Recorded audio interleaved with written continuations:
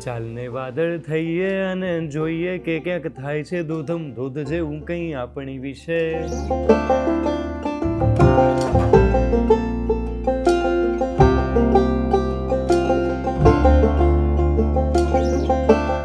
નમસ્કાર, જમાવટ સાથે હું છું યશ. આજે ધ્રુવ દાદા એટલે કે ધ્રુવ ભટ્ટની એક રચના તમને સંભળાવવાનો છું. આમ તો ફરજિયાત ગાતા ગાતા વાંચવું પડે એવું આ ગીત છે, એમ કહીએ તો બિલકુલ ખોટું નથી, કેમ કે આનું પઠન કરવા જઈએ તો ગીતની મીઠાશ ક્યાંક મરી પડવારતી હોય એવું લાગે. અને એ શબ્દો, એ રચનાના શબ્દો પણ એ રીતે છે કે ગાતા ગાતા સાંભળીએ તો બહુ મજા આવે છે.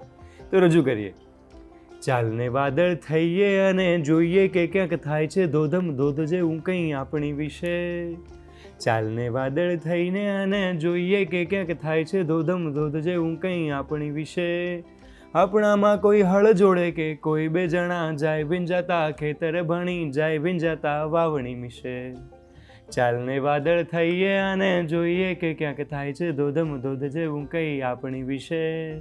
આપણે તો આકાશ ભરીને આવવું અને છલકી જવું એવડું વને વન. નાગડા નાતા છોકરાને જોઈ થાય તો આખા ગામને એની જેમ નાવાનું મન.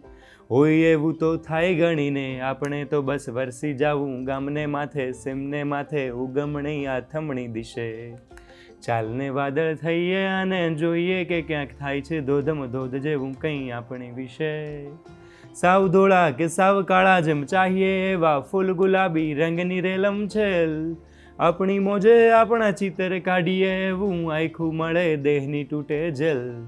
આપણે તો બસ આપણામાંથી નીકળી જાવું ઝરમરીને કોઈ અજાણી ઝાકળ ઘેલી પાંદડી વિશે. ચાલને વાદળ થઈએ અને જોઈએ કે ક્યાંક થાય છે ધોધમ ધોધ જેવું કંઈ આપણી વિશે.